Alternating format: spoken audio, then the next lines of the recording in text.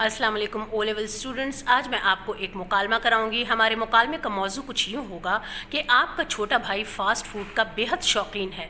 वो घर का जो साफ़ सुथरा खाना है उसको छोड़कर हमेशा बाहर के खाने को तरजीह देता है, जिसकी वजह से उसकी सेहत भी मुतासर होती है और आए रोज़ वो बीमार रहता है।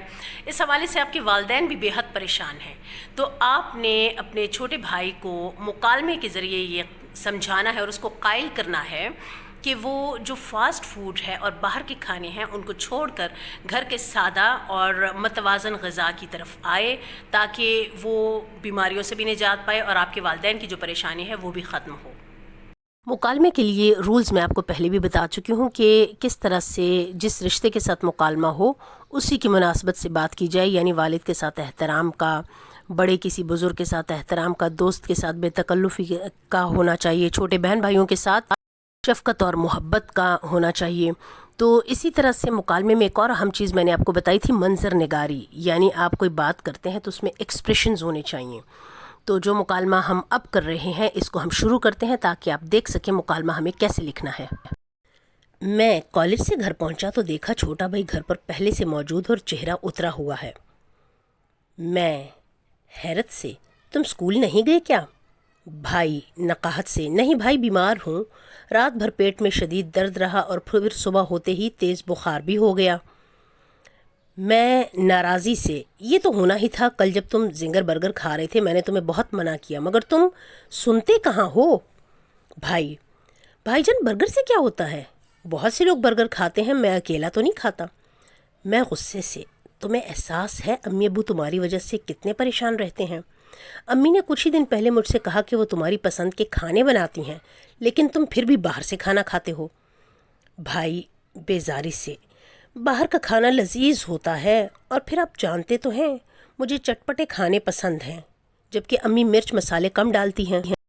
अभी 3 दिन पहले की बात है, घर में अम्मी ने खाना बनाया था, चिकन कढ़ाई बनाई, जिसे खाने का मुझे ख़ास मज़ा ना आया। फिर मैं बाहर से जाकर खाना लेकर आया तो मुझे मज़ा आ गया। मैं तंबीह करते हुए, तुम जानते हो ये बाहर जो होटल वाले हैं ये घी और मसाले कौन से इस्तेमाल करते हैं? भाई हंसते हुए, मुझे इससे क्या मतलब, मैं तो बस ये जानता हूँ बाहर के होटल का सालन हमारे घर से कहीं ज़्यादा लजीज था। मैं नासिहाना अंदाज से, मेरे भाई तुम्हें इस बात से मतलब होना चाहिए क्योंकि ये तुम्हारी तालीम, सेहत और मुस्तकबिल का मामला है।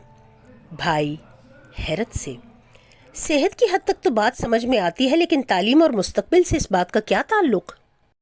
मैं कायल करते हुए, देखो जब सेहत ठीक नहीं होगी तो स्कूल कैसे जाओगे, तालीम पर तवज्जो कैसे दोगे? ज़ाहिर है जब तालीम के मैदान में नाकाम होगे तो अमली ज़िंदगी में भी नाकामी का सामना करना पड़ेगा। भाई शर्मिंदा होते हुए, भाई कुछ दिन पहले भी मैं बीमार हुआ तो होमवर्क ना कर पाया और अपनी जमात के दूसरे तालिब इल्मों से पीछे रह गया।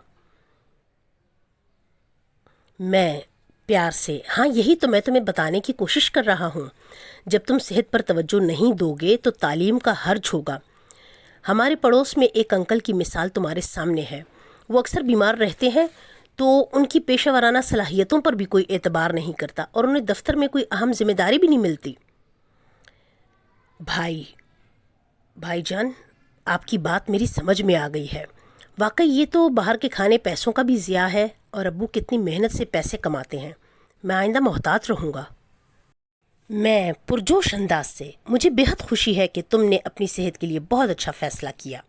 भाईजान मैं आइंदा अपनी जेब खर्च से अपनी तालीम के अखराजात अदा किया करूँगा और गैर ज़रूरी बाहर के खानों पर अपने पैसे बिल्कुल ज़ाया नहीं करूँगा। और मैं, शाबाश, मुझे उम्मीद है तुम इसी तरह से अपनी सेहत का ख्याल करते रहे तो आइंदा तुम बीमार नहीं होगे और हमारे वालिदैन भी तुम्हारी वजह से परेशान नहीं होंगे। भाई लाडले अंदाज से, आज अम्मी ने मेरे लिए दलिया और खिचड़ी बनाई है, वही खाना पड़ेगी। मैं भरपूर मोहब्बत से, चलो आज मैं तुम्हारे साथ वही खाना खाऊंगा जो तुम खाओगे, फिर जब तुम ठीक हो जाओ तो अम्मी से चिकन कढ़ाई बनवाकर दोनों खाएंगे। भाई खुशी से, बिल्कुल ठीक भाईजान, और फिर दोनों खाने के लिए चलते हैं।